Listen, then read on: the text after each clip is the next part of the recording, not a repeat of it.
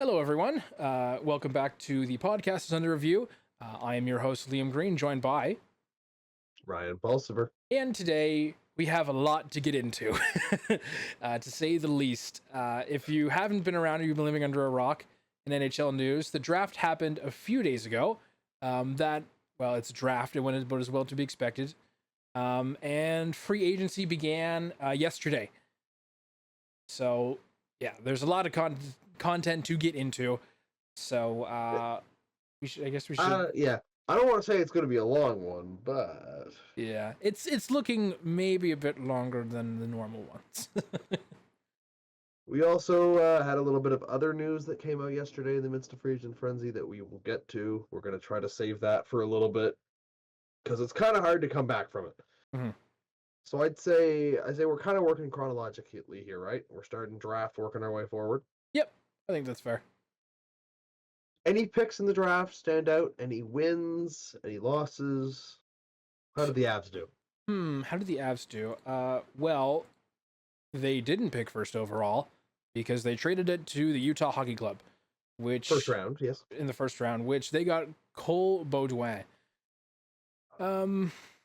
You always like to see your team pick in the first round. They didn't make it too far in the playoffs, which is kind of a shame. But when was their next pick? In the second round, it was 38th overall. Ilya Nabokov, who's also a goalie. 6 foot, 179 pounds. Oh wow.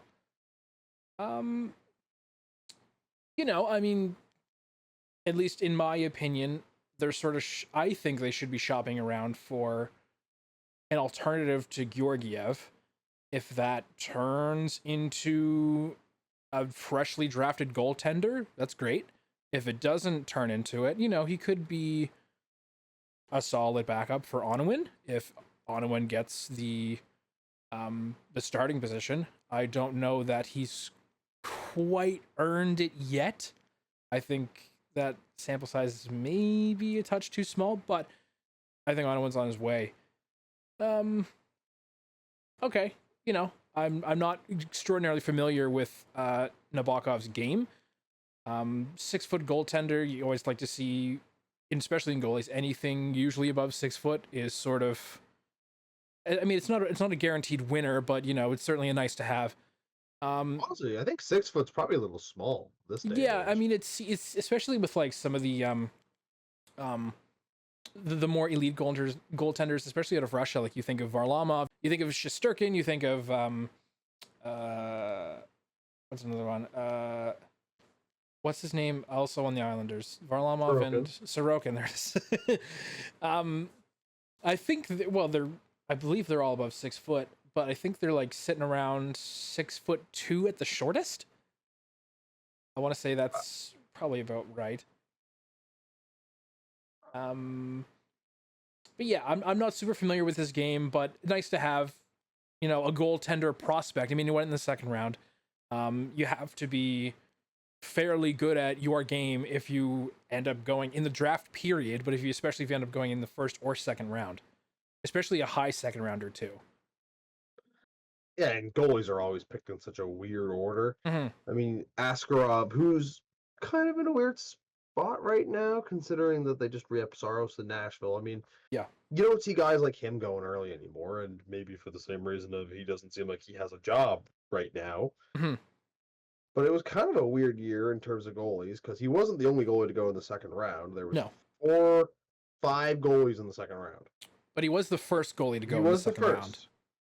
He was the first goalie off the board, but must have been a very goalie-heavy draft. But again, it's also one of those things that good luck predicting the development and trajectory of a goaltender because you're going to need it. I mean, in the same vein, how do you think your Penguins picked? Well, you say that you don't like not having picks in the first round, but as a Penguins fan, I'm used to it. I'm very used to it.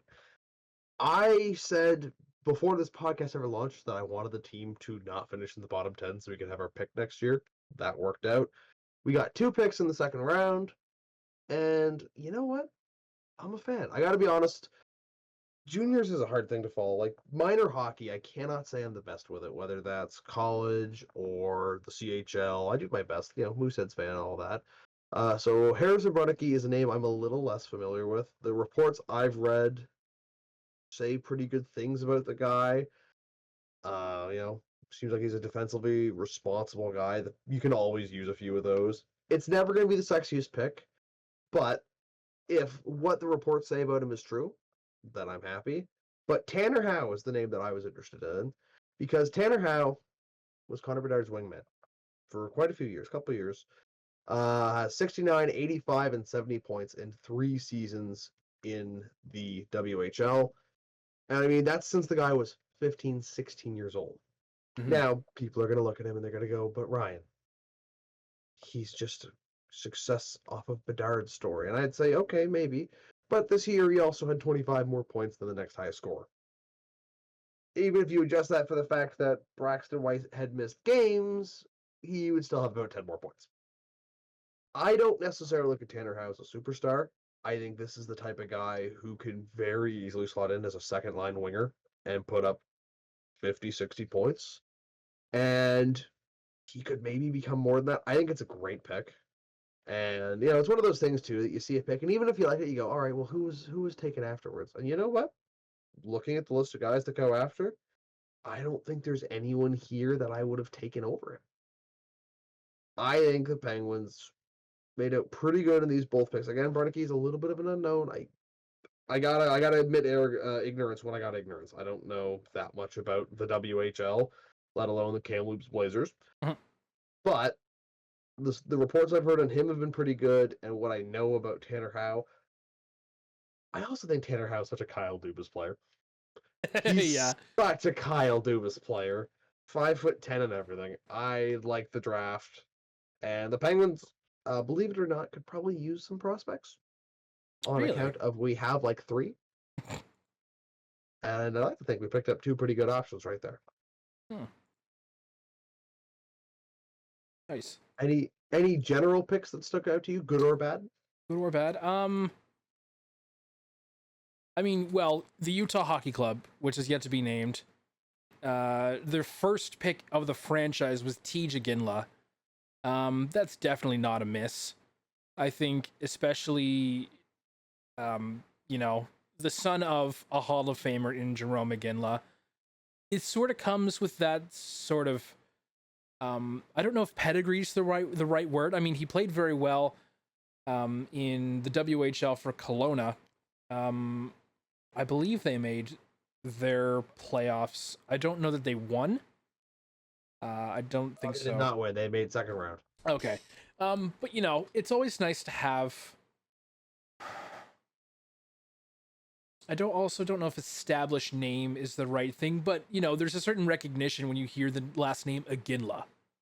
Do you know what I mean? And to have that as like your first pick of your franchise, let alone a really good player that they picked up. He went 6th overall when he was slated for maybe a bit later. My understanding was he was hovering around Calgary's pick at about 9 to, like the lower single digits or high double digits, but he went 6th overall in total.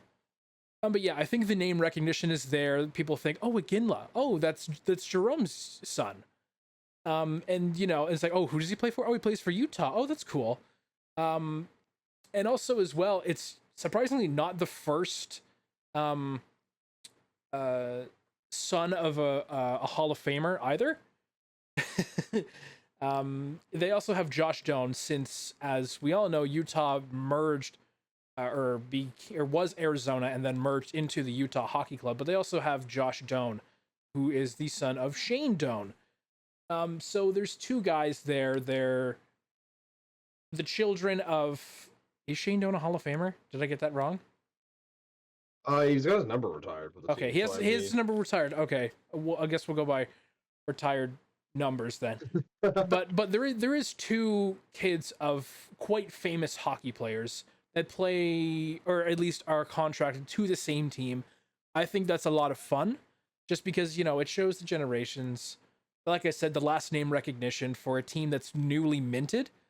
I think it's important to help get your team off the ground. I'm not sure the carryover as far as like, say Arizona fans might think in Utah. They have Arizona's roster, but I don't know how much carryover there will be from, the fans of the Arizona Coyotes, or what was the Arizona Coyotes, to now the Utah Hockey Club. So I think it's important to have that name recognition, um, whether they turn out to be great players or, average middle of the road players. Yeah, I think the last names are important. And, first pick for your franchise, that's always huge. Pick a bit more than Iginla, I think. Again, there's a certain level of I don't get to watch these guys' games enough to say anything with an extreme amount of confidence. But Iginla has kind of had this one big season that has launched him into this conversation. Where Cadden, a little bit older, he's got about, I think it would be 7 months on him, but 30, 40 more points. Like it's hard to say. I do worry if teams fell into the Iginla trap a little bit, and the exact team to do so is Utah because of all the points you laid out. But I also look at it and go, even if I think that's the case, where would I have had him? 9th or 10th? So how mad can I be that he went 6th, sort of thing? The only thing I would have said is if either of Lindstrom or Dedemov had been there and a team took Iginla, that would have been the only time I think I would have really taken an issue with it. Again, he's also currently, I think, 17. So there's a bit of a tough evaluation course for him. He's got the advantages of having grown up with his dad and being able to kind of see things and have a little more preparation in that sense than some people. But I think I would have rather Berkeley Cadden at this stage. But I do still think Iginla has a lot of potential, and hopefully this big jump year over year is not the last progression we see from him, because that'll be an important question. Cole Eiserman. We all kind of looked at him, thought of him as maybe 10th overall pick, drops to 20. The Islanders get him, and I mean, the body of work the guy has is strong. He is one of the better snipers on the board in terms of who you could have drafted, one of the best offensive talents. And I'm just saying, Montreal had the pick right after the Islanders, and something tells me that they wanted him to fall. I can't say that for sure. I don't have inside sources, but just something about the idea of Dedemov paired up with Eiserman, paired up with Caulfield, felt like that was kind of what the vision was going to be. It didn't quite work out that way, but I mean, T is a guy who does not like the New York Islanders. I don't like this pick very much, which is a compliment to both the Islanders and Eiserman. I think every year there's just this one guy that falls, and I'm curious to know why Eiserman was that guy. I know some people have really dragged on his two-way game. I don't think that's the case from what I've seen, because I did watch a little bit of tape on him compared to some other guys, but other than that, to me, that was the most notable anomaly of the entire draft. I mean, Kevin Harju did fall way more than I would have guessed. I mean, dropping into the 4th round is something I would have not predicted for him. I get the injuries. I get the concern. This guy was projected to be a top pick 2 years ago, and all of a sudden he's not even a 2nd round talent. I do find that a little bit difficult to believe. But I mean, he said that he's going to be the steal of the draft, and Minnesota's been pretty good at finding those. So I don't think I doubt him. Yeah, and I mean, you must have some level of confidence in your game to say to the general manager of the team that just drafted you, you just got the steal of the draft. You clearly have to have some higher level, especially of confidence in your own game. And yeah, to drop from a potential 1st round pick, quite high as well, to the 4th round, that's a tough pill to swallow as well. Any other picks you want to highlight? Or I got a couple small notes I'll run through if there's no one else you think's worth mentioning. Let's see. I think I think Beckett Seneca's reaction to being drafted third overall by Anaheim was an all timer. You know, staring at his parents and mouthing the words, um, you know, holy shit. You know, it's always funny to see on the broadcast when you can clearly tell that this kid just had his world changed. I don't know exactly when Seneca was sort of um we'll say projected to go. I'm not sure of the reports. I would say probably still in the first round, but It was I like 15 is where I was seeing. 15. Okay, and then to get third overall, you know, that's a huge compliment. Um, so yeah, I think Beckett Seneca's reaction to being drafted a third overall is an all timer. I think that's funny. Um, I also want to highlight. I believe it was two Norwegians who now have been picked first overall First in round, yeah. yeah in the first round. I want to say they're Branson Nygaard and Stian Solberg. So congratulations to them for um being the first two Norwegian-born players to be drafted in the first round. You know, it well hockey especially. It's not only popular in Canada; it's popular in quite a bunch of places, and you know, it's just nice to see another country get on the board for first overall. I remember when, um, well, I mean, Russia went first overall. Was the first time Ovechkin, or was there a time I'm missing? I would have to look that up Yeah, off the top of my head. it's I do seem to remember. Well, I mean, the hype around Ovechkin. Look what he's turned into. He's chasing Wayne Gretzky's scoring record for God's sake. But yeah, congratulations to the two Norwegian born players who were drafted in the first round, and for being the first two ever drafted in the first round as a Norwegian born player. Let's see another one. I think Chicago's second overall pick, Lev Shinov. I think most people thought it was going to be Demidov, and then Demidov fell to fifth. You know, the narrative was, oh yeah, get Bedard a running mate in Ivan Demidov, and then they picked Levshinov. And then, okay, well, Demidov's still on the board, and then Anaheim picks Seneca. And then Columbus picks Caden Lindstrom, and then Demidov went fifth overall. I think Montreal's quite happy with that pick. I can't see them being distraught about it. You know, they got what was projected to be the second overall pick, more or less. I think we knew Lundstrom was going to a couple days before. Hmm. Like it kind of was like I was kind of put under the impression a couple days beforehand. Dedemov's fall is kind of weird because it seemed like Columbus was pretty married to Lindstrom. We know the Flyers tried to trade up big time. They really wanted to get their hands on Dedemov, and thank goodness they did not.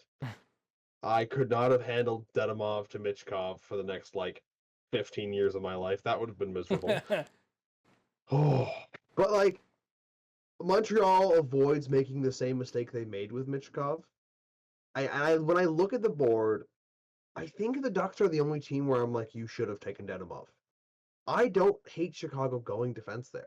I think there is a real argument of let's balance out the roster because I think you need to have a high-end defenseman to win at this stage of the NHL. Oh, I 1,000%. think every team you look at, there is a guy who either played as a number one out of his mind for a little while, or more likely is a number one defenseman. I don't think you can go without that right now. Dedemov is a very talented player, but there are also guys in the Blackhawks system who they're probably looking at and banking on turning into players who can compete. The Oliver Moores of the team, the Frank Nazars of the team, those guys who they're looking at and going, we need you to step up. We need you to become that guy who we can pair with Bedard. I don't think they needed to use the second overall pick on that because I think they have enough talent that's in the system that you make a bet that you can find that elsewhere. And I mean, even look at the Penguins draft pick, the fact that we went into the second round and got Tanner Howe, a guy who I said would be the perfect complementary piece. I think you can find that guy later on. I don't think there's going to be many opportunities, and there certainly wasn't in this draft, to find a guy who projects to be a number one defenseman the way he does Because, I mean, even you compare the other defensemen. Yakimchuk went next, Parka went afterwards, Silovev, Dickinson. I don't necessarily look at any of those guys as having the ceiling that he does. Mhm. And I think there's a reason that he climbed up the boards the way that he did, is because I don't think you can find what he brings in the draft anywhere else. And I think it was just more of a positional need. And drafting on position's risky. It is a generally pretty flawed way of building a roster. I think this is the right pick for where this team is at. You can have your couple years of being fun, run and gun, kind of good once the the Nazars of the world start developing along Bedard, and they went out, they got Bertuzzi. And I know I'm jumping ahead a little bit, I Mm. know, but let's be honest, that deal was announced before July 1st because this league never tampers or anything. It's sick. They follow their own rules. Um, that's what you got Bertuzzi for. You can go out and find those sort of guys. I mean, heck, Jake Gensel was on the market. You can go ahead and pay Jake Gensel. Steven Stamkos, you can go pay him. You can find guys to put with Bedard. They tried to find a number one defenseman in Seth Jones, and admittedly, he's been better than I think a lot of people give him credit for, but Mhm. the guy's nowhere close. So I like the move. I know it's different. I know it's a little bit too positionally picked for some people's liking.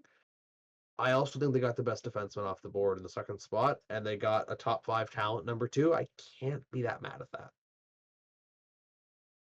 Mhm. Let's see if I have any more to add onto the draft.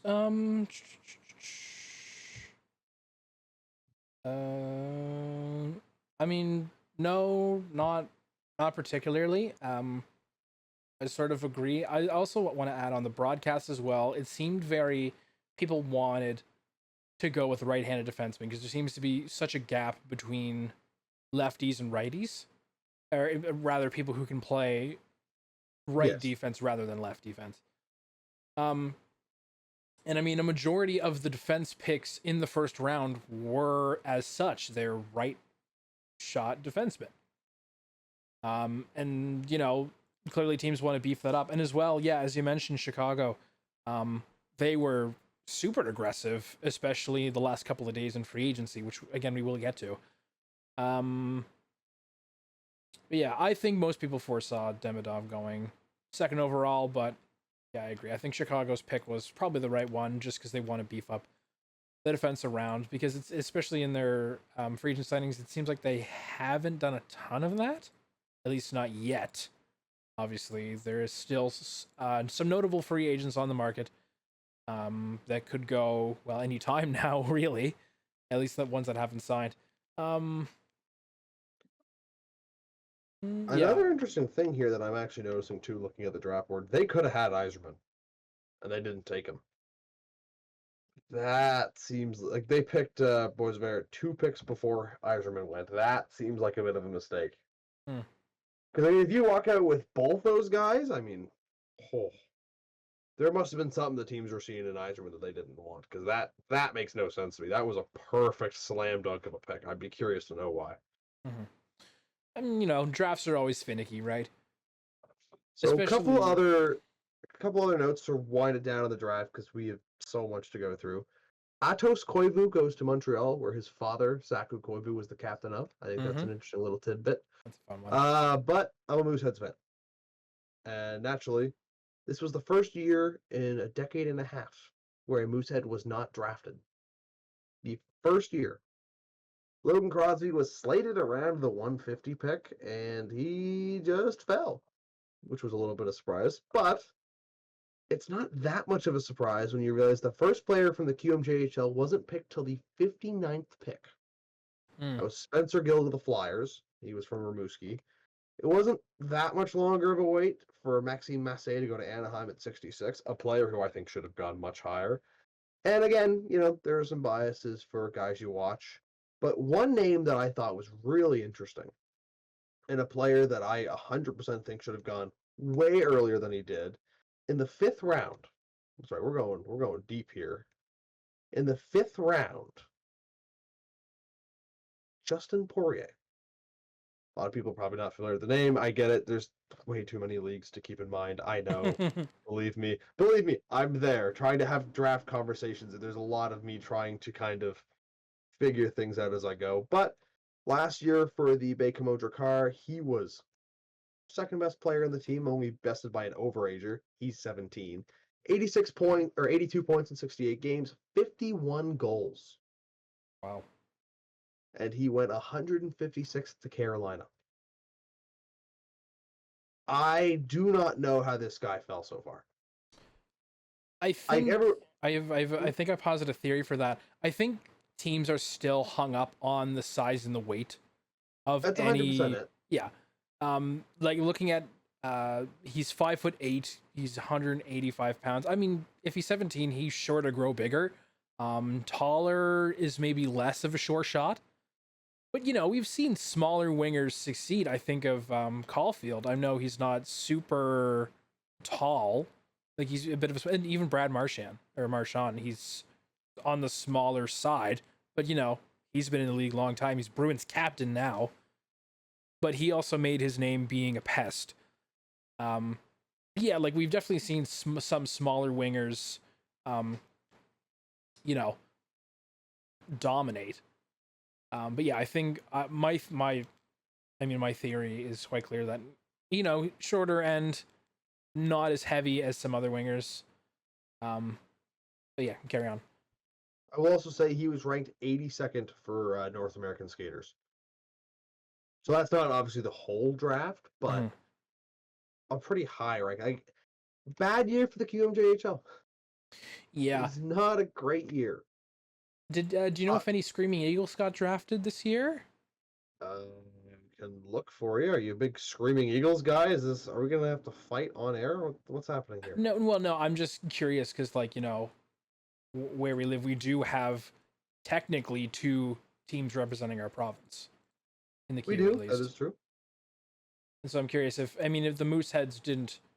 I also wonder if a majority of, well, as you said, one was slated to go. You said 150 was 150, give or take. Logan Crosby, and he missed so much time with injury. I think if he plays a full season, he gets drafted. Okay.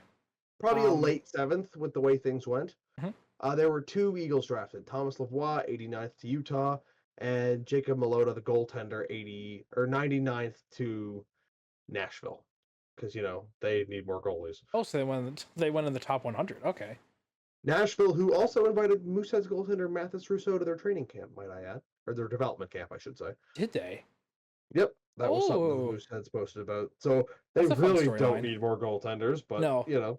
I mean, that's a fun storyline, though. I really enjoyed how Mathis Rousseau played in the World Juniors, despite Canada, being kicked to the curb quite early. I did enjoy how he played. Last thing I will say, I like Luke Meese at Calgary 150th. I think that's a good little value pick. And next year, the QMJHL will be stronger. Will be stronger. Maybe another final thing I'll add to the Mooseheads thing. Are most of them, especially the higher end talents on Mooseheads, are the rights already signed to teams? Because I'm thinking Jordan Dumais his rights are already with Columbus. I believe Cataford played maybe a game or two with the Silver Knights, I want to say. Yeah, he was in the playoffs for them. Well, Crosby was the only guy who was really set to be drafted. Okay. And the unfortunate reality about him is he played 33 games last year. He had just a real rough year when it came to injuries. So in an ideal world, he plays a full season, because 33 games is about half the year. He would have had 44 points in 66 games, but also he had to come back from an injury and try to regain form. He was about a point per game when he went down. So if he doesn't go down, does he keep the form? Does this? Does that? But again, 51 goals got you drafted in the 5th round, so maybe he wouldn't have been drafted either way. But he is 6'2". The height thing is less of a concern, and we know the height thing was a thing. Daniel Briere, who was 5'10", and one of the first guys to be like, "Oh, short guys can play hockey," because he was the one doing it, was like, he was Buell was too short for us, which was, my man, that was your thing. What do you mean? But Go ahead, Flyers. Please keep making mistakes. I beg of you. The noted beg of Penguins you. fan will be happy that the other team in Pennsylvania is thriving rather There's, than Philly. there's people who are like, I kind of like the fact that like the opponents are good because it makes a good rivalry. No, I want to see you bad, and I know you want to see me bad. Yeah. So It obviously goes both ways. I say I don't feel bad. I know you feel the same way about me, and if you don't, that's your fault. Okay, I think that's enough for the draft. Free agency had opened at 12 p.m. 12 p.m. ET yesterday, which was also Canada Day for us Canadians. So some of us were busier with celebrations and whatnot than others, but there was a lot of activity, especially in the first day. Capfriendly, God rest its soul, here in a couple of days' time. They say that within the first day of free agency, there were 190 signings for a total of over $1 billion, $1.2 billion signed in the first day of free agency.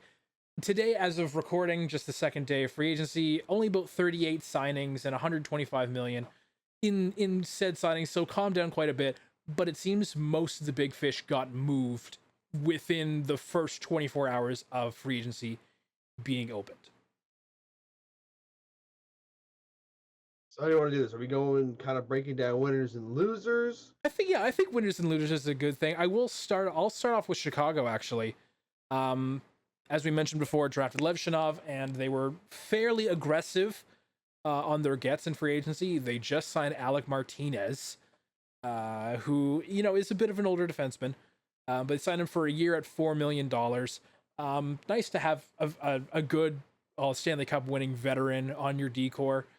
They also got Tyler Bertuzzi, who I believe signed for 4 years. Yes, 4 years at $5.5 million per year from Toronto. I also don't hate that. I think Bertuzzi knew it was either him or Domi in Toronto, and Toronto chose Max Domi. I almost said Ty Domi. I think they chose Max Domi.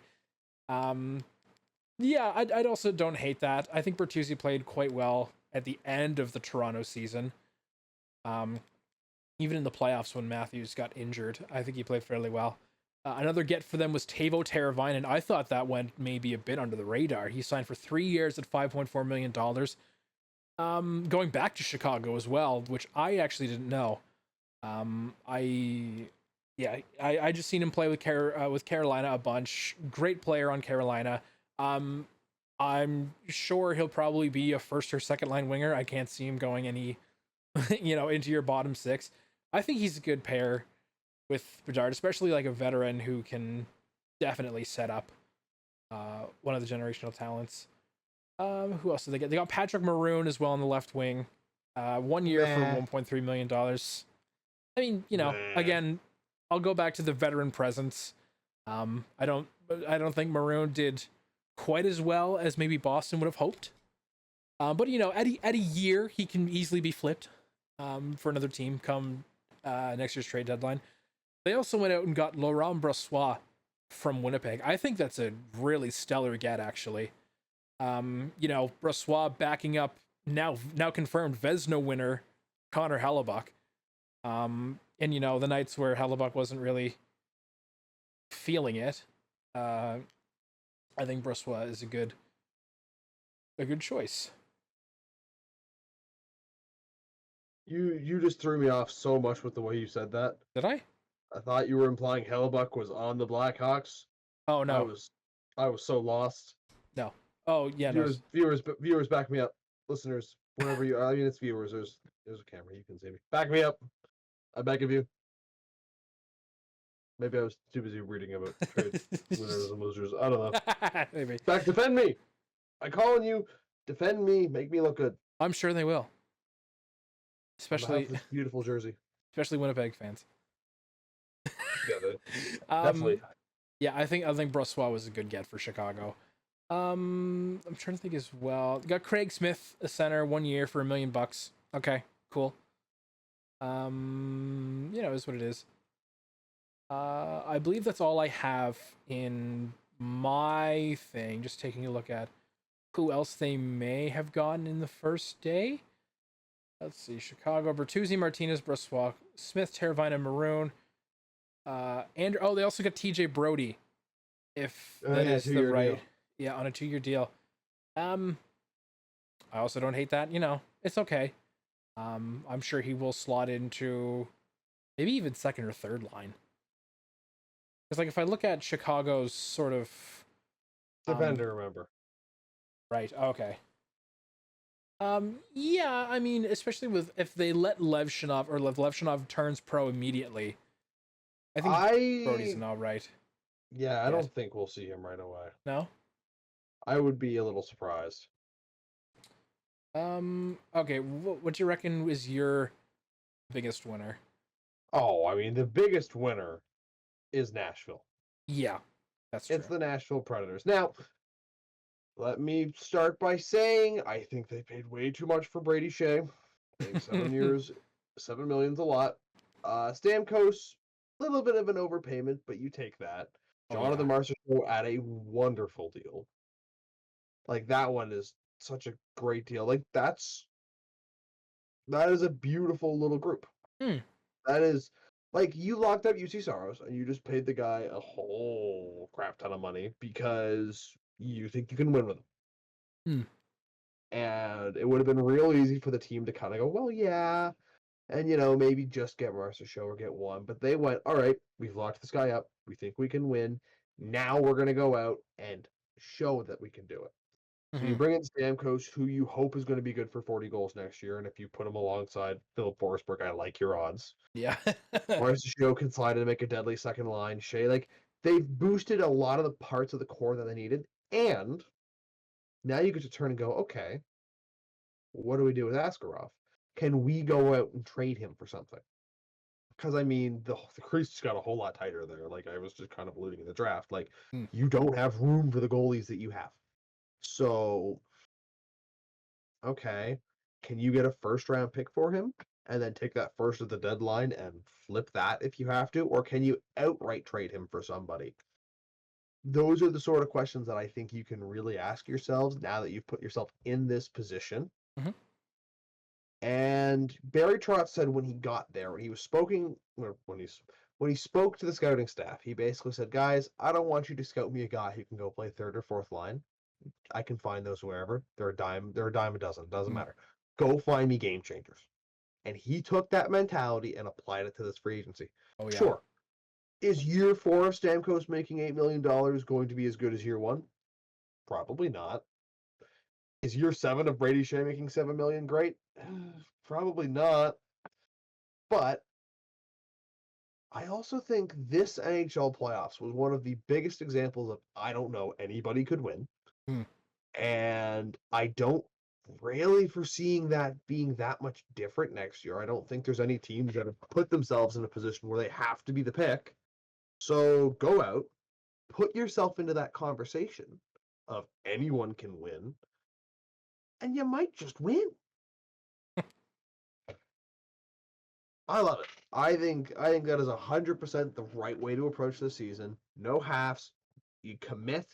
This is what we're doing. This is the process. Let's go figure it out. And if you win, who cares what year 7 looks like? Yeah. It'll look a lot better with a ring on it. That's a good way to put it. Here's another question I'll ask. Do you think there's any sneaky winners? Maybe some teams that are gonna have less light shone on them, but you think pulled a really good move? I think maybe the answer that I will go with, because like sneaky is such an arbitrary thing. Yeah. Unfortunately, in the era of social media, every single team has such a huge light shown on them that you can never really get away with it. Hmm. You'll get recognized pretty quickly. I would say to me a team that really stuck out for pretty much one move was the Washington Capitals. Hmm. And actually, I give it a couple moves. They get Logan Thompson, which is, you know, congratulations, you're now not only relying on Charlie Lindgren, although that did work for some reason. Mm-hmm. Still a little confused about that one. So now you've got some good goaltendings.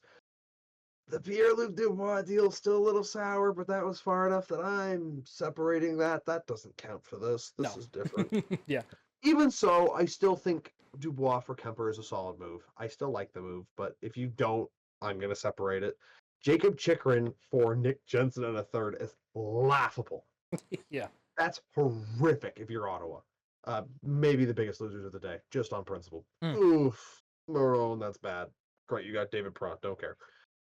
So you get Jacob Chikrin, who is getting harder and harder to perceive as a defender, but let's call him a number 4 who can play the 3. Mm-hmm. So middle pairing guy. You go out, you get Matt Waugh, another middle pairing guy, who is a great shutdown defenseman. A lot of people balked at the number, and I kind of did at first too. The guy is an elite shutdown defender. You accept that. So now you've boosted your defense core hugely. Your goaltending looks a lot better. You know, I would have liked to see some forward additions maybe. Vladimir Tarasenko is still on the market, and if I was Washington, especially if, you get the Russian connection with Ovechkin going, I'd give him a call if you can get him to sign for $3 million. Cool. But, I like the moves.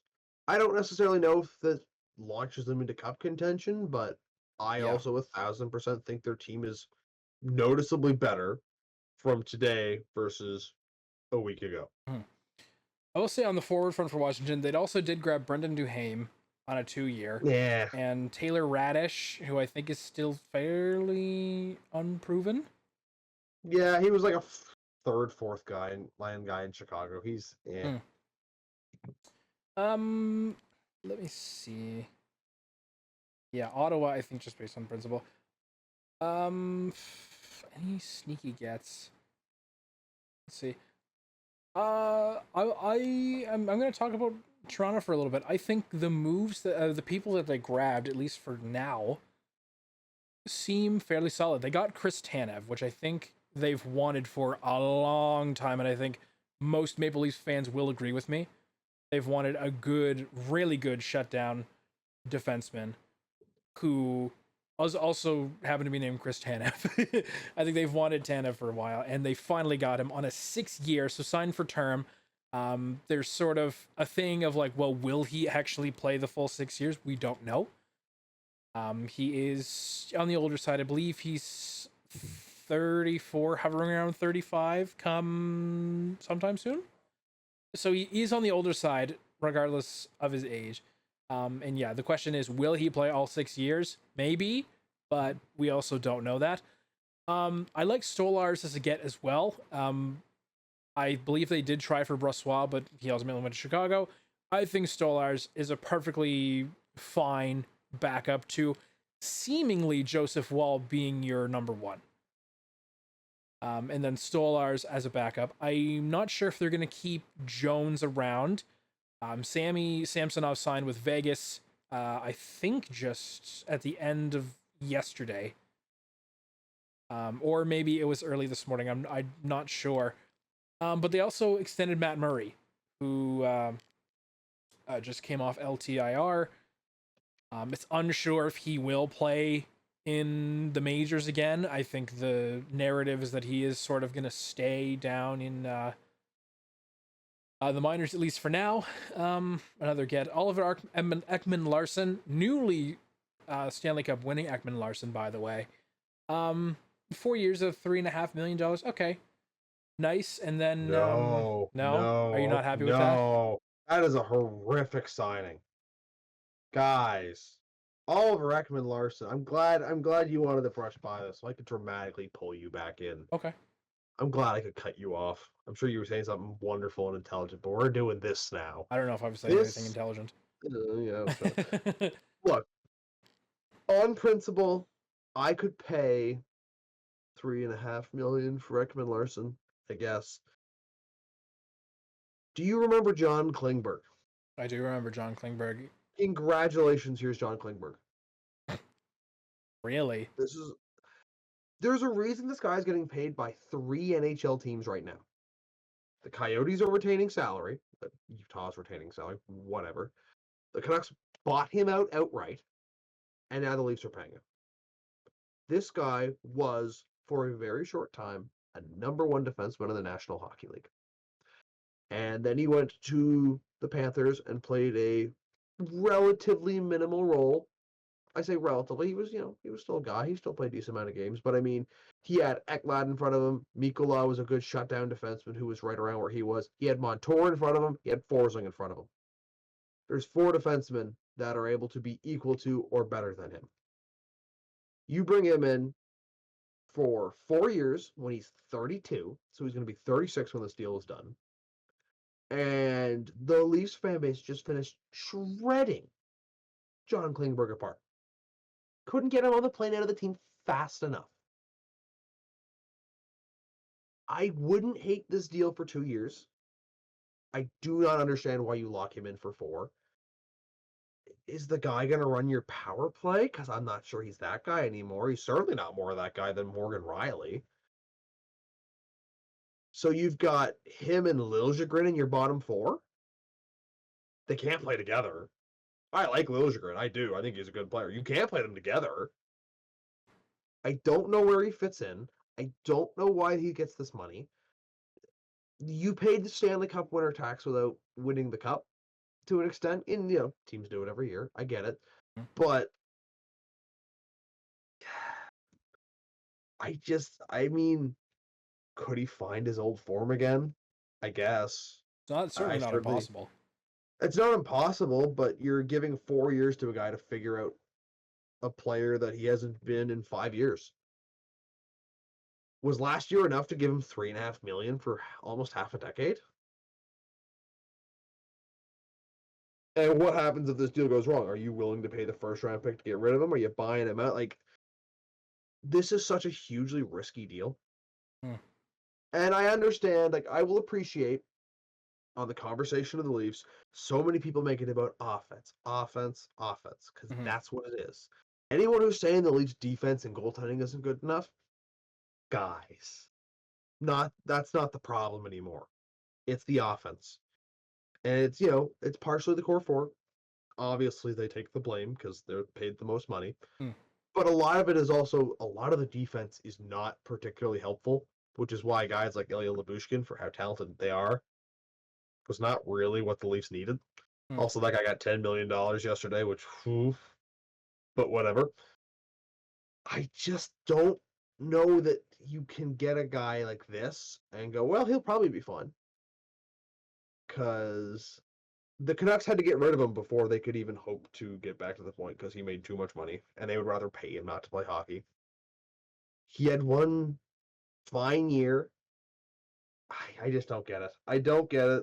The guy also took a lot of penalties last year, which is admittedly not really a trait that's followed him his whole career. But could it be a sign of him slowing down?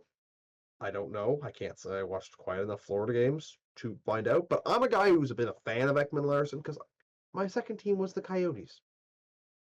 I cheered for some bad Coyotes teams, guys. Mikhail Bodker was the future, for goodness sake. And Martin Hanzal. Believe me, I've seen this guy at his prime. I know what he can be. You just gave 4 years and $3.5 million for the idea of Oliver Ekman-Larsson, and also Oliver Ekman-Larsson as a, let's be generous, bottom 3 defender. He's not going to be a bottom 3 defender in Toronto, I don't think. No. Do you hope Tanev covers up his deficiencies? Because I can actually live with that idea, but again, that's a risk because Tanev goes down. What's your plan? I don't see it. I certainly don't see it for the term. Okay.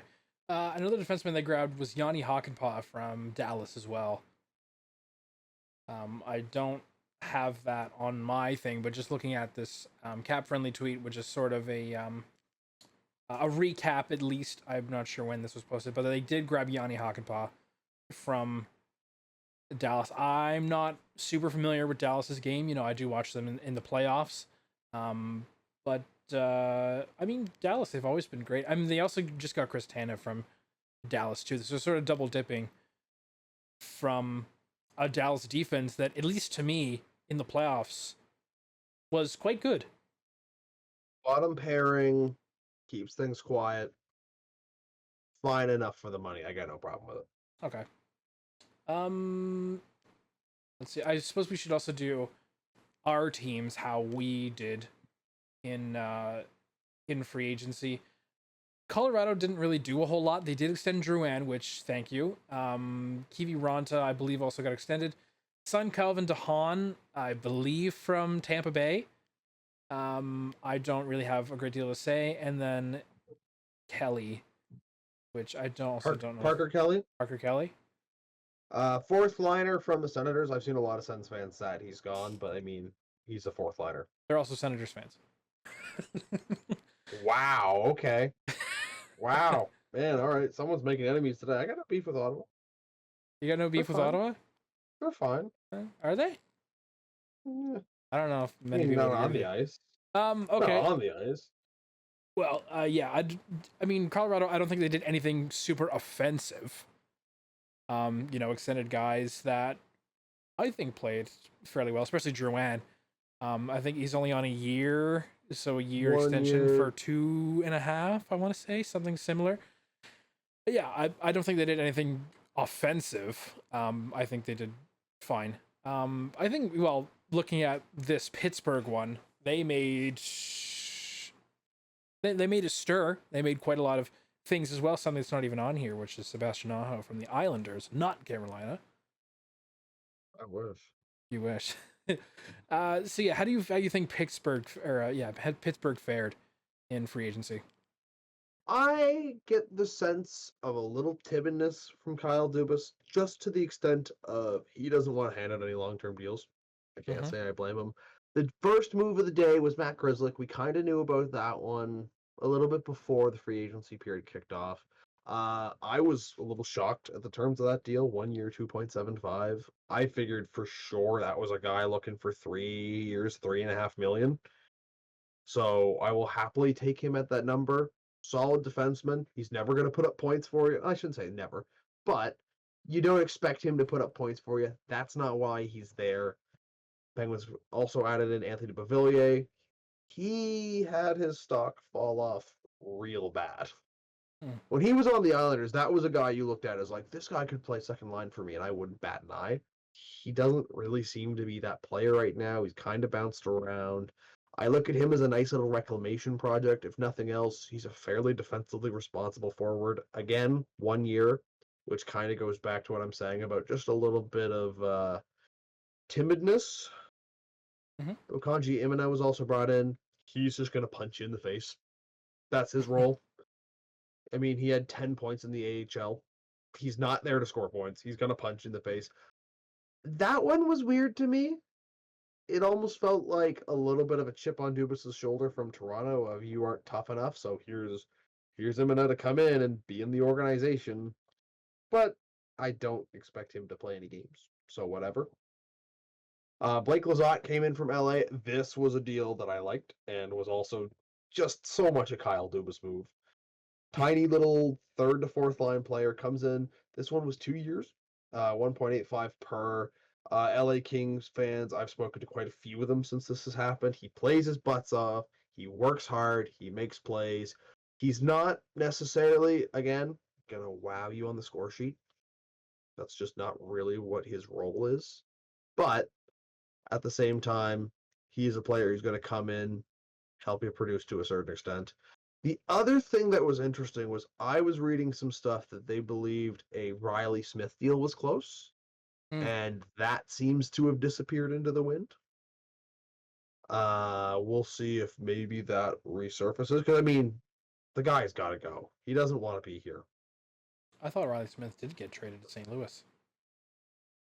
No, we brought in Kevin Hayes. Oh, okay. Which is worth talking about, because I think Kevin Hayes brings in an interesting question. We get him in a second-round pick for a cool, crisp high five. People were worried because, oh my goodness, he made $7 million. Well, yes, but the Flyers are paying half that, so he's making 3.5. I think he changes the hierarchy for Pittsburgh quite a bit, in the sense of the way things were kind of last year was Crosby, Malkin, Eller, Nolachari. Nolachari missed some time, but whatever. I would now ideally like to look at it as Crosby, Malkin, Hayes, Eller is kind of how I feel like that shapes up. Maybe they would rather have Hayes play the wing. Because I mean, I think of him traditionally as a center, but I do think he definitely took a little bit of wing time over the last couple of years. Mm-hmm. If that's the case, to me, that pushes Nola Chari out of the lineup entirely. Guy makes $2 million. If that's the case, I'd like to see him go just because, money's tight. But Kevin Hayes, 29 points last year, 54 points the year before. It's not a bad little reclamation project, all things considered. Also, kind of weird of St. Louis to want to free up the cap space, but, I'm not going to ask questions about that. I'm just going to let that one slide. Because I'll take the free second round pick. Because, like I said, we need prospects. Yeah. It's kind of sad. But I think he does a good job of sort of reshaping the way that this center pieces are going to look, assuming they play him at center. And if not, I would have to think he'd be in the top 6 wingers. But maybe you spread him out for some scoring depth. But I also was quite a fan of that move, even just to get the player for that number. And we also got a draft pick. So maybe we'll end off the draft section of who do you think was genuinely the biggest loser, at least so far in the free agency period? You did mention Ottawa off of principle, but I mean, beyond that, who do you think really made some yucky decisions? Or at least maybe not great signings? I'm gonna say a team that I don't know if I would call them a definitive loser. The worst contract of the day has to be Chandler Stevenson in my mind. Mm-hmm. I mean, maybe Oliver Ekman-Larsson. I really don't like that deal, but Stevenson gets 7 years, over $6 million. They also brought in Brandon Montour, which I liked, which is the problem with this team, because I don't think either of those signings really position you to win. Like, were they a Montour and a Stevenson away from the playoffs? I'm not really confident I would say that, to be fully honest with you. I like Montour's deal. I think that's pretty good, but I just don't feel like they've moved the needle at all. I also think Joel Edmondson getting 4 years, almost $4 million is, oh, LA, what is that? That's bad. That one's not pretty. It's quite ugly. I don't know how you watch him play hockey and give him 4 years. That to me is just the Goodbranson deal 2.0. And Carolina deserve a lot of slack as losers. I'm not going to get mad at them for Jake Gensel. If you believe the reports, he wanted a lot of stuff. They kind of went, he went, but really, though, I want that stuff. They went, yeah, okay. And he went, actually, lol, no. If that's the case, you did what you could. Losing Pesci to New Jersey hurts a lot. Losing Teravainen to Chicago hurts a lot. And not enough got done to offset any of that damage. So, as a team who should have been near the cup and have been near the cup, it just felt like setback after setback after setback for them. So they probably are my ultimate loser, because at least with Ottawa, you're like, oh no, you're just going to miss the playoffs again. If Carolina's not careful, and if a guy like Svechnikov, for example, doesn't step up his game, because he's great and he just hasn't quite hit the potential I think we all think he has, this might be the cup window, man. It might have shut directly in your face because you got stomped in the playoffs. And that sucks, because I think you guys should have walked away with one, and this could be it. Okay. I think I have two. I'm gonna say, in a similar route to Chandler Stevenson, I don't think Vegas did very well, just because the story is they're well over the cap with LTR and whatnot, but they did sell off a significant amount of their higher end talent to other teams in their free agency. I look at this, they lost Alec Martinez to Chicago. that right? Yes. Anthony Mantha, who was just signed at trade deadline, went to Calgary. Chandler Stevenson again to Seattle. Marchessault to Nashville. Amadio to Vegas Golden Knights, or to Ottawa rather. And, yeah, but you can't pay that number. That was no. ridiculous. I forgot to make fun of that one for Ottawa too. That was a crazy contract. And then William Carrier to Carolina.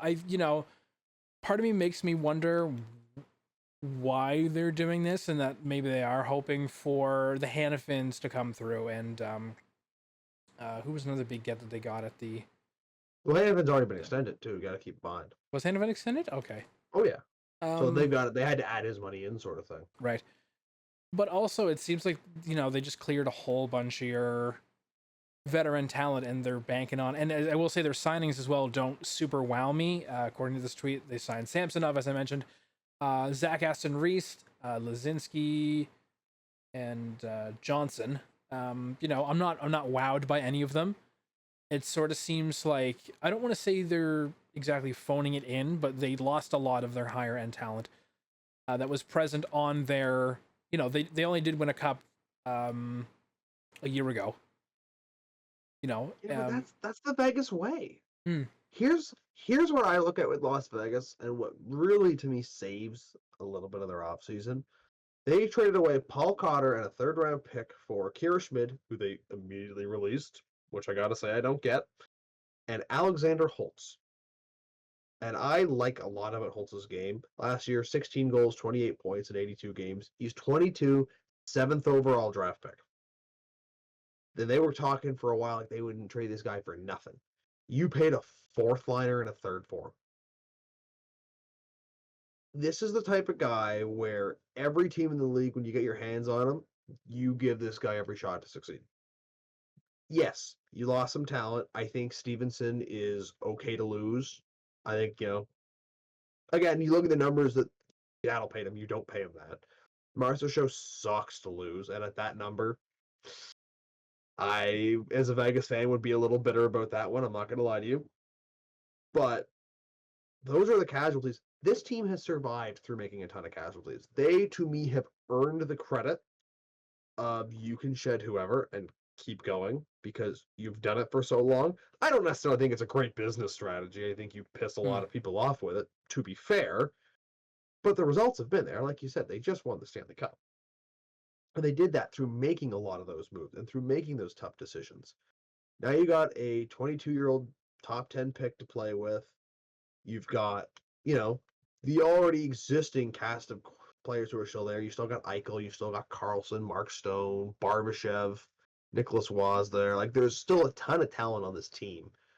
I don't necessarily look at any of the players that were shed, with the, again, important exception of Marchessault, as anything other than, all right, next guy up.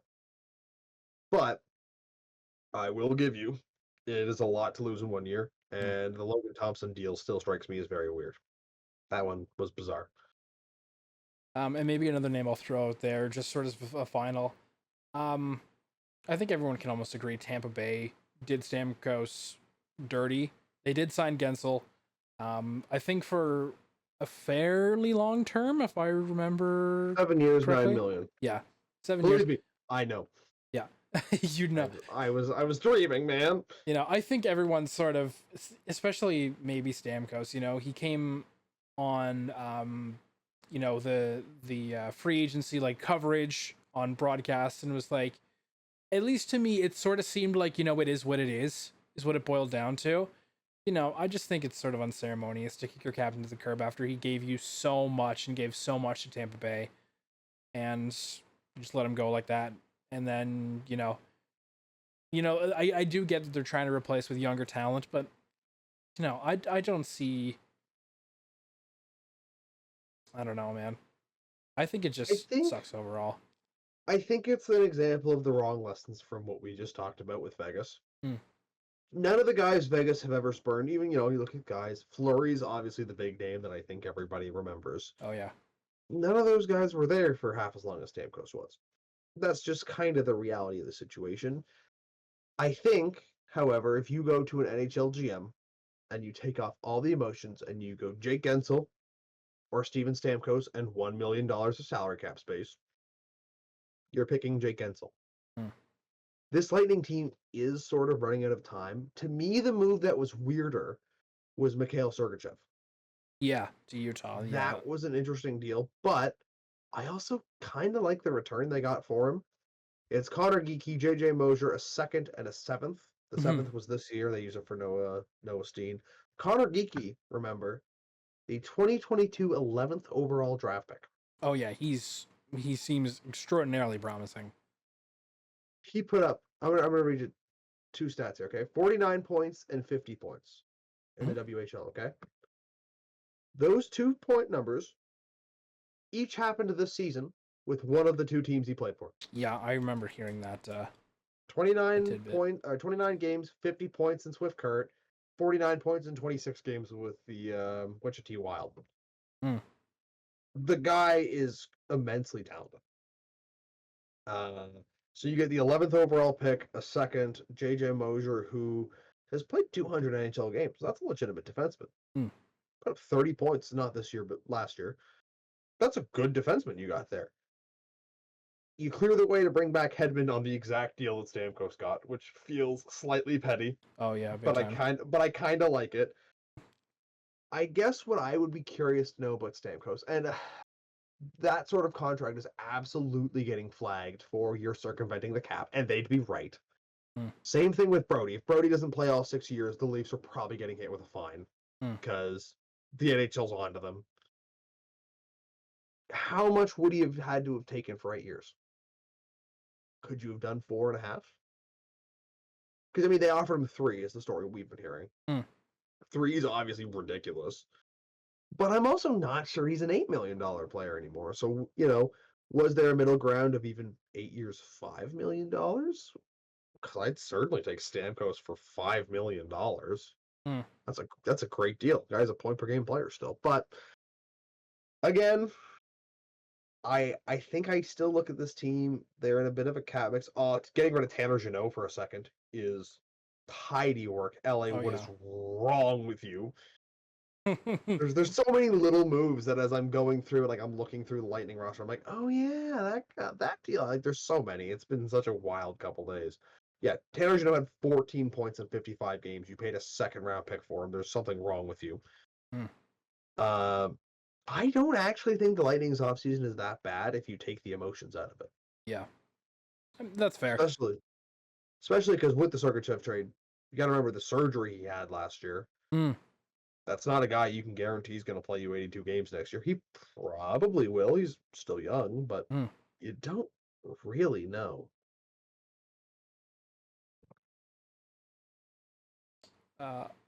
I mean, I think that unless you have anything more to add, I think that's probably most of our thoughts on so far. The off season in days 1 and 2. I think it pretty much covers it. I think there's still a lot to play out. Like I said, Tarasenko, I think, is an interesting name to watch in terms of how this is all playing down. Oh yeah. Something tells me that guy's settling for a 1-year, $5 million sort of deal here in the near future. But a lot of the big fish are gone. It's just a question of, are there trades coming? Yeah. And I think that's going to be interesting. Mitch Marner's also, the looming question mark. Yeah. I keep hearing Vegas' name, but that's not from any source that really knows anything. It's just people going, wouldn't it be fun? No, I mean, the narrative with that is because obviously he has a new move clause and he'd have to waive it himself. Again, he holds all the power. If he wants to stay Maple Leaf, he can just as easily stay Maple Leaf. But the narrative is apparently Vegas is the only one he will waive for and no one else will do. I will say, with the amount of space Vegas has cleared, it looks like maybe they are gearing up to do some sort of blockbuster trade, which they're sort of known for, at least come to have been known for, especially in recent memory. I think of oh my god, what was their get from San Jose? His name escapes me for whatever reason. The Maple Leafs? No, Vegas's get from San Jose at the trade deadline. Yes, that guy, right. That guy. Well, like I said, his name escaped me. I'm sorry. Um, yeah, they've made blockbuster moves not even the offseason. Again, that was a trade deadline. They got Mantha, they got Hannafin, they got Tomas Hertl. Like, Jesus, make some they make some big moves, and so you got to wonder if maybe the shedding of such the high end talent is maybe Marner will go, and we shall see. But yeah, I think I I'm will. content to leave it at that. I will say something very interesting. Chris Johnson said that the Leafs were trying to get Jeff Skinner, who signed with Edmonton. I can't remember if we touched on that 1 year, $3 million. Yep. Cannot believe Buffalo bought him out. But apparently, the Leafs pitched him on playing next to Matthews and Marner, which is an interesting pitch to make if you're looking to get rid of that player. Yeah. So I would be inclined to say that the plan is to ride things as they are. Okay. I think. I mean, if you're content to move on, there is one other subject we want to get to. I have said before we even began recording, you have a lot more to say about this than I would. I know the broad strokes of it, but I don't, know everything super in depth. All right, let's start it off this way, folks. There is no easy segue into this. For those who have followed the NHL, even vaguely, you've probably heard the stories of sexual assaults that have come up the last couple of years. And there was a pretty big development in the Blackhawks sexual assault that was on Kyle Beach as well as others that came out yesterday. So let me throw it out here. Trigger warning. I don't intend to go on any details here, but there are going to be pieces that are covered that are going to upset people because it's an upsetting topic. And if you don't feel like you can handle that, fair enough. Thank you for tuning into this point. If you are here for this, the NHL made an announcement yesterday that Blackhawks executives Stan Bowman, Al McIsaac, and Joel Quenneville have been reinstated and are allowed to yet again be hired into the National Hockey League starting July 10th, which is kind of a weird timeline, but I digress.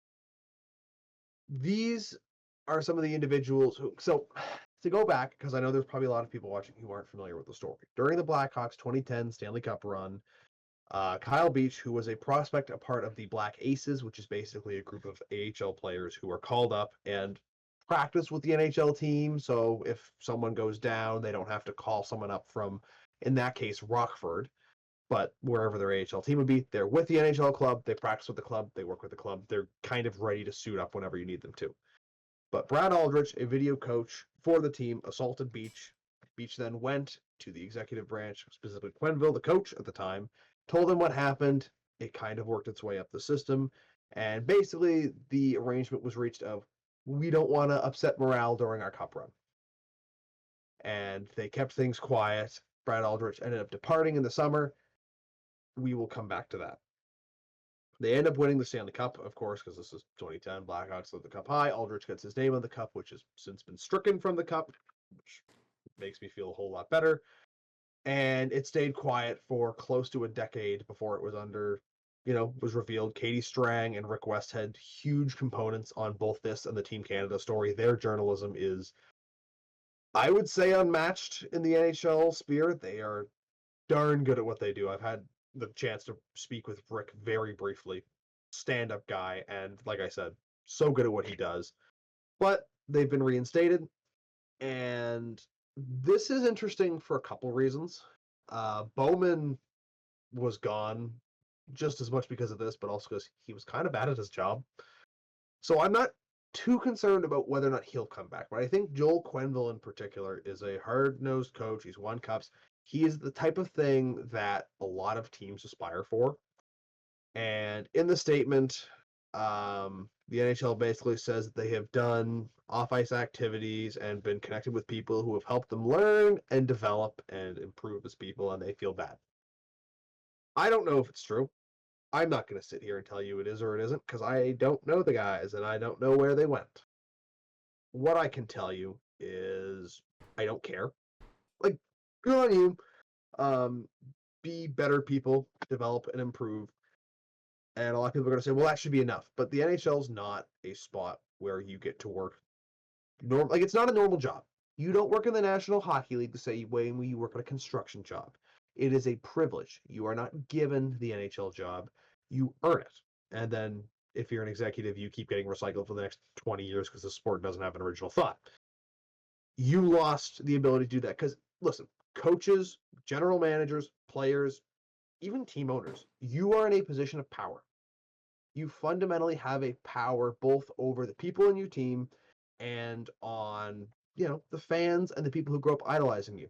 How many people do you think, shook Joel Quenneville's hand as a fan? Were like, oh my goodness, it's such an honor. Probably a lot of them. It's the same thing you can say about the 5 members of Team Canada who were involved in that sexual assault case. This is a position of spotlight and privilege that you are not given. And what I think is also important about the story, and this is the part that I think a lot of people forget, is that it's not as simple as Kyle Beach's sexual assault was covered up. It also wasn't as simple as it was covered up and then he ended up out of the league as a result and never got an opportunity with the team again. Because even that doesn't properly cover it. After Brad Aldrich won the Stanley Cup, his contract was up. The team elected not to review him. However, they did write him a letter of recommendation. And here is the actual quote from Joel Quenneville on the letter of recommendation. I have it here in front of me. Aldrich did a great job for the coaching staff in preparing us for all our meetings and coordinating several tasks that we forward his way. Brad has several people relying on him at the same moment and has a way of deflecting and accommodating everyone at once. Congrats on winning the Stanley Cup. I'm not saying any of that's untrue. Every word of that could be 1,000% accurate. That is the report that you wrote about a guy who, at this point, you knew sexually assaulted a player. And there's a ton of statements. Quenneville has denied knowing it until the allegations came out. Beach has been on record saying that everyone knew. And that includes some of the teammates, and that is a whole different conversation because there are some stories about him being bullied by his own teammates in the aftermath, called homophobic slurs. But that's honestly somehow a separate conversation. This letter of recommendation got Brad Aldrich hired for his next job where, and I need you to understand this, and this is the trigger warning part of it all, he went on to sexually assault a 16-year-old boy. That case is not resolved. That is still going on. There are still legal proceedings around Brad Aldrich, who has served prison time for a very similar crime. And on July 1st, you come out and announce that he is able to be reinstated. These 3 men are able to be reinstated and rehired. And listen, I clown on the NHL a lot. This is run by lawyers, and it's not run by idiots. You release it 3 hours into free agent frenzy, so it's not the main story. Because you don't want it to be the main story. You want everyone to go, oh my goodness, look what they paid for Chandler Stevenson. And listen, we did that. We had our fair share of that, and there's a certain time and place for this. But when you put something in like this, in the middle of the biggest day of the year, probably, one of 4 between draft, trade deadline, Stanley Cup presentation, and free agency, top 4 day of the year in terms of news, you know what you're doing. This was a deliberate move because they did not want to face the consequences of this news, because they knew how this was going to be taken. They're not stupid, guys. They're not stupid. And their consequence was 2.5 years where they couldn't work. And that's it. We're all good to go here. We're all good to go again. Like, I don't know if there was, to me, there's never a time when they should come back. If you knew about this, and again, we have some pretty good reasons to believe that you all knew about this, you should not be allowed to come back. And I will say, they are not the only people who were in that room. Kevin Cheveldayoff and Mark Bergevin, both who are still with NHL teams, both were in that room. They went through without consequence. I believe for Cheveldayoff, they determined that he didn't have enough power to be able to act, I think was the determination they made. This is the message that you're sending. This is the message that you're sending to victims of sexual assault, to the players, especially the minor league players, because it's all well and good that like the star players have the power. Kyle Beach never played an NHL game. He was up as a young prospect for the Blackhawks at the time, and your career can be so easily destroyed, which it was. The guy never played an NHL game. He was a first-round pick. There was talent there. But that sort of incident can completely derail everything, and we saw it. And the NHL comes out, and that is the decision. That they can come back, they can restart their NHL careers, and we can trust them in the position of power again. It's such a disappointing thing, and we've spent a long time focused on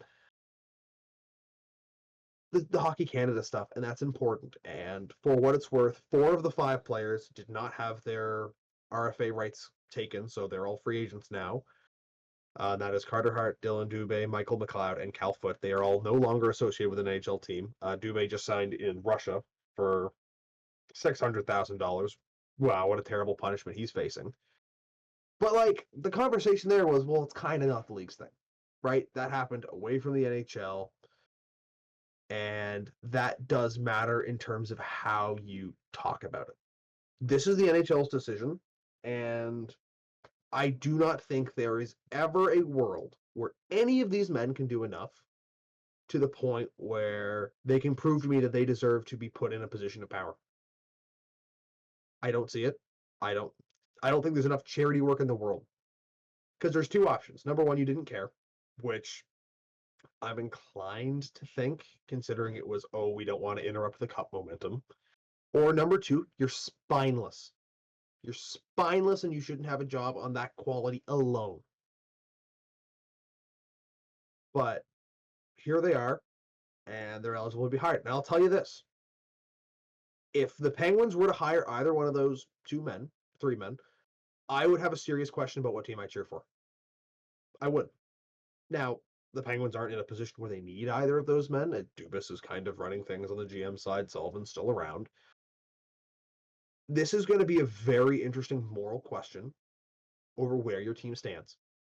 And it's the same thing with the 5 Team Canada players. It's the same question of, okay, the league is elected to make this decision. Where do you fall on it? What is more important to you? Protecting your players or winning a few more games with Coach Q? Because you're not winning more games with Stan Bowman. The guy's terrible at his job. It's the second most important part of the conversation, but he does suck at his job. The details of this are fairly available. Like, if you want to learn more, like, I'm not going to fully encompass this, A, because I don't think there's enough time, and B, I don't think I can do it justice. But there are so many videos out there, there are so many explanations, so many interviews, including Beach himself, who talks about it, that if you're surprised by this story, if you don't know it, hey man, like we don't see all the news. There's so much negative news in the world. I'm never going to give someone flack for not knowing something. The resources are out there to learn, and the stories are pretty horrific. And to top it all off, the owner of the Blackhawks at the time basically had a chance to explain what they were doing to fix things, and he responded, well, that's none of your business. And the Blackhawks ended up with a $2 million fine.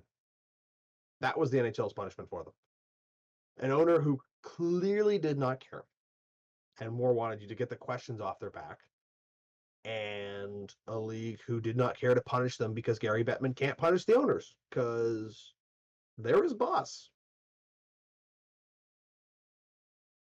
$2 million, which was almost immediately, by the way, undone because Connor Bedard went there and made like $2 million of jersey sales almost overnight. The league has elected to take a soft, I'm going to say a soft approach to this. I don't think that properly understates how non-existent the response has been.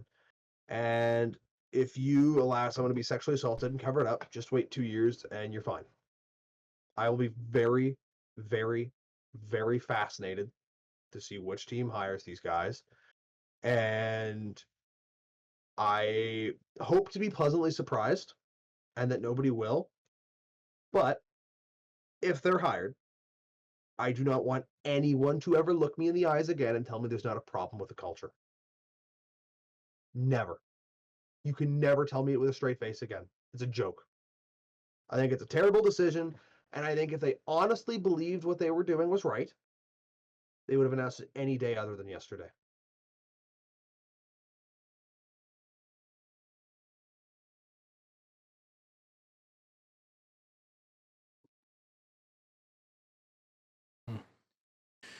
I mean, I have really no things to add. As I said off the top, I know the broad strokes of it. I did see, this is just a rumor as well, I want to clarify that one of them was allegedly, again, being considered for the job in Edmonton once Holland, because I believe Holland is no longer being extended with the Oilers.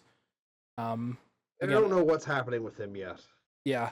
The narrative, at least from what I've seen, is that Holland doesn't want to be extended, and that allegedly one of those three is up for that GM position. Again, that's a rumor. I'm not claiming that as truth at all. But yeah, and as well, this seems to just be piling on to the host of terrible decisions the National Hockey League as a whole have made. I think back to the banning of the themed nights, which I know we talked about a little while ago, especially with the Pride stuff going on, and sort of the the ban on the theme nights, the ban on Pride, and then once a player of the Arizona Coyotes put on Pride tape, they did nothing. We're not gonna find them. So it's sort of, at least with that case, it's they don't, it seems like they're not gonna care what players in this case break the rules, because I believe it was a rule. They said no, you can't do this anymore, or at least it was a ban. And yet when a player did, they're like, no, we're not going to punish them. So yeah, I definitely agree. It is clearly yet another sign of the wider culture as a whole being deeply, deeply flawed. I would have, like I said, you have more to say about the Chicago thing. I don't really have much to add there. The Hockey Canada thing, I didn't realize that one of them was signed to Russia. You said for $600,000 for a team in Russia, Dylan Dubé. As far as I'm aware, court proceedings are still underway in London, Ontario for those 5 players.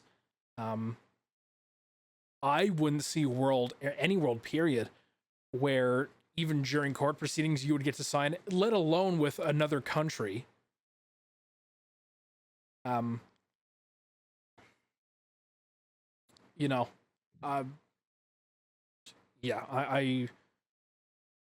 isn't in no world where you disagree, at least in my mind, where you disagree that was a good decision. That was never a good decision. And yeah, it seems spineless, as you said, to release this news very early on in free agency, just sort of almost as like an aside, where it's like, we know you're busy. Here's this bomb of news. Okay, go back to what you were doing. It's it's just scummy.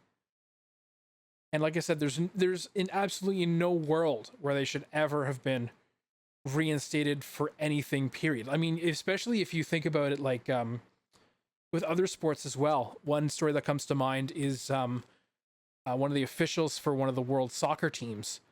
I believe it was Spain, don't quote me on that, but one of the executives for a female team, once they had won, kissed a player, and then they were canned almost immediately. And at least they took accountability for their actions. Again, I'm not saying what they did was right, but kicked him to the curb immediately. said, "Oh, you're not getting another executive job here." And I will say that the soccer one, is still fresh. So there's maybe less backlash if whoever it is comes back in a certain amount of years. I don't see a world where that should happen either. As you said, frankly, you know, it's and it is the NHL's decision at the end of the day. It's not like we can change that. But I think as a fan of the sport and as a fan of hockey in general, you should voice your opinion that no, this is a terrible decision. What you're doing is, goes against almost everything that you should believe in. Like, I don't know. It's a dumb move. I'm sort of just talking in circles, but yeah, like it's questionable at best, and then at worst, it's like, why, again, in what world? I think the conversation around pride is a great comparison of two different things that have kind of a similar theme to them, and that is the NHL is spineless. Listen, if you believe this decision and you believe it with your whole heart of hearts, you're putting it out front and center. And I have the statement here, I'm going to read you, and I'm going to tell you why they kind of did what they did. But they don't believe in it. They know exactly what's going to happen, and they are trying to kind of slide it in the middle, send it by everyone, because they don't want to face the scrutiny of it. If you don't want to face the scrutiny, guy, I got a real easy solution. Just don't do it. It's as simple as that. I do not see, here, I will read you the statement before we go any further. You may also be able to put it up on the screen here while I'm going through it, just so they have something to look at here. The National Hockey League today announced that, effective immediately, Stan Bowman, Al McIsaac, and Joel Quenneville are eligible to seek employment in the NHL. For more than the last 2.5 years, these individuals have been ineligible to work for any NHL team as a result of their inadequate response upon being informed in 2010 of allegations that Blackhawks player Kyle Beach has been assaulted by the club's video coach. So right there, the NHL is basically saying Quenneville knew. Firstly, because if he didn't find out till the allegations were made, then he wouldn't be suspended. But the NHL clearly deems that he knew. And secondly, I could throttle you for using the word inadequate. I could throttle you. What a terrible choice of words, but whatever. I mean, it's not technically wrong, but oh my god, I could throttle you. While it is clear that, at the time, their responses were unacceptable, each of these three individuals, Bowman, McIsaac, and Quenneville, has acknowledged that and used his time away from the game to engage in activities which not only demonstrate sincere remorse for what happened, but also a greater awareness of the responsibilities that all NHL personnel have, particularly personnel who are in positions of leadership. To pause right there for a moment, that's you acknowledging everything I said. That's them acknowledging that to be in this league is a privilege and you have to realize that you have a greater responsibility. I'm going to keep going before I make my next point. Moreover, each has made significant strides in personal improvement by participating in myriad programs, many of which focused on the imperative of responding in effective and meaningful ways to address alleged acts of abuse. The league expects that they will continue this commitment in any future capacity with the NHL and or one of our clubs. So right then, I get a very obvious question. What did they do? You can tell me that they were in myriad programs, but what does that mean exactly? If you want us to have any consideration that they've changed, and again, you're barking up the wrong hill, but whatever. Don't be vague. What did they do? What programs were they in? How can we see that progress? Because otherwise you can't expect anything. But I will also add, while clubs are free to discuss potential employment opportunities with Bowman, McIsaac, and Quenneville effective immediately, they will not be permitted to enter into new employment relationships with any individuals until on or after Wednesday, July 10th, 2024. I still find that kind of a weird timeline. I don't know why that's what they went with. It's worth noting that there's one GM opening right now, and it's in Edmonton. That's it. And Jackson basically was asked about Bowman. It was kind of like, I don't know. I haven't really thought about it, but like, he was around a long time. Which, again, not really the answer I would look for. Like, nothing in this entire statement tells me that they've changed. Oh, they demonstrate sincere remorse. Okay. So why is Quenneville still doubling down that he didn't know, and you're saying here that he either knew or absolutely positively should have? And again, if you want to believe the stories that I personally believe that the players were harassing and bullying Kyle Beach in the aftermath, including using homophobic slurs during practice, then he knew. He knew. That story can't be true, and you not know as a head coach unless you were the worst head coach who's ever existed. You'd have to be like the head coach in like a house league team that doesn't show up. Like, everything about this is so vague and hidden that they just hope that we don't look at it. This should be the biggest story out of the NHL for the next month. And if someone's hired, it should be an even bigger story. And it's not as big of a story as perhaps I would like. It's why I wanted to take this whole period, this whole point, and just sit down and talk about it. Because I think a lot of people know about the Team Canada stuff because that, Trudeau was involved. Like, it went to Parliament. Like, it was such a huge story because, it's Canada, it's a national program. I think this story got both a mix of a little underreported and just forgotten in the aftermath of that. Of, I can't let this go. This is something where, again, there's no evidence of changing. One of the three absolutely should never be hired, and even if he didn't do this, I'd be questioning the team. I would love the statement of not a single team calling these guys. What a powerful statement these teams have a chance to make. And the other question is, if you're looking at it from a hockey perspective, who's going to play for Joel Quenneville now? I wouldn't. Listen, we've seen the Babcock approach. We've seen what happens when a coach is not liked by a team. It doesn't go very well. I hope every single team doesn't even call them. And if someone hires them, I hope every single player throws the biggest hissy fit of all time.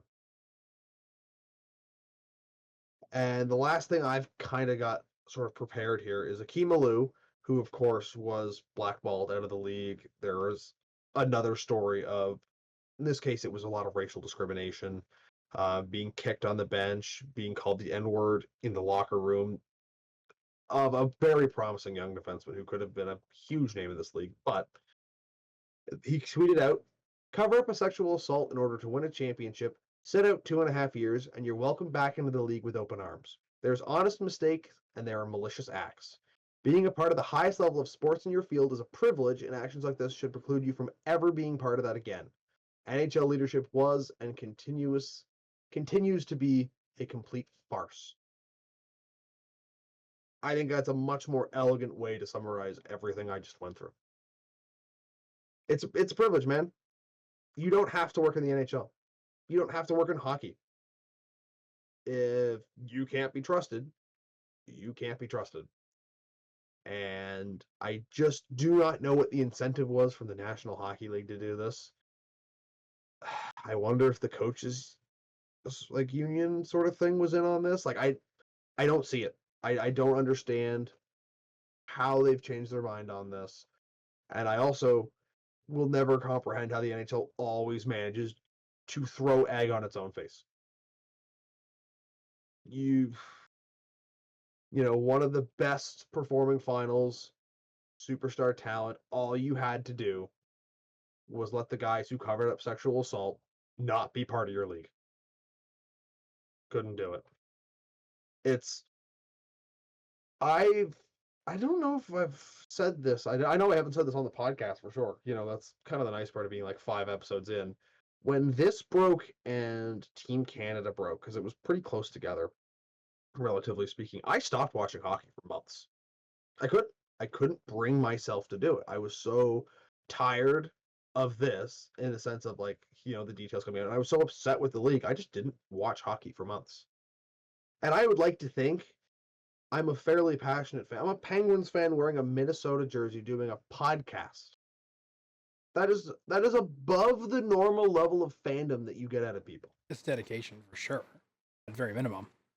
You managed to, in a few months' time, completely turn me out of the sport for months because I was so deeply frustrated and upset with what happened that I stopped watching for a bit.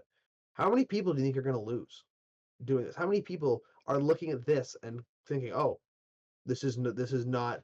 I don't think anyone thought it was a safe space. I mean, I hope not. But any thoughts of that changing are dead in the water. How do you want people to think about your league? If you want to think about it as a great sport that it is, then focus on that. Your objective should be to move as far away from this as possible, including building in measures to prevent this sort of stuff from happening. And instead, like the league that you are, you bring back the past. It's a disgrace, man. I love the sport so very much. This is a disgrace. And I cannot believe 2.5 years is all the time you have to wait.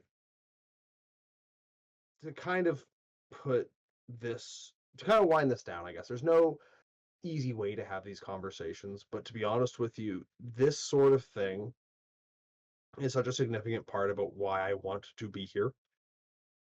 I love the sport, and I think there's so many good things that come out of sports, but the reality is these sort of stories happen, and it is up to people who know to sort of tell the stories and ring the bells. I understand for anyone who just sat through that. Even staying away from details. Like, I didn't talk anything about what happened. I did not tell any of the stories, although they are out there. That's a hard listen. And it's not an easy thing to do, and I do commend anyone, especially those who are learning about this all for the first time, for being able to sit through it. I wish I could say there was a way to digest the story easier. There's not. But I think telling these stories is some of the most important things we can do to hold as much account to these people as we can. There's a very real argument for speaking with your wallet, and if that's the decision you want to make, like I said, man, I had to stop watching for a while because I was just so upset about it all, so frustrated about it all that I couldn't find the enjoyment for a while. And if that's the approach that people want to take, I won't blame them one bit. We will talk about these stories as they happen. The scandals, the problems, the anomaly, like that is to me the least of our duty. I know you feel the same way. We've spoken about this. We spoke about this numerous times. It's something that I kind of clarified before we started this whole thing. Because I think, like I said, there's a duty to explaining it. Hopefully we don't have to have these sort of side conversations very often, because hopefully there is you can believe in the idea of people improving and learning. Maybe not from something quite as severe as this, but hopefully this is the last time, at least for a while, we do this.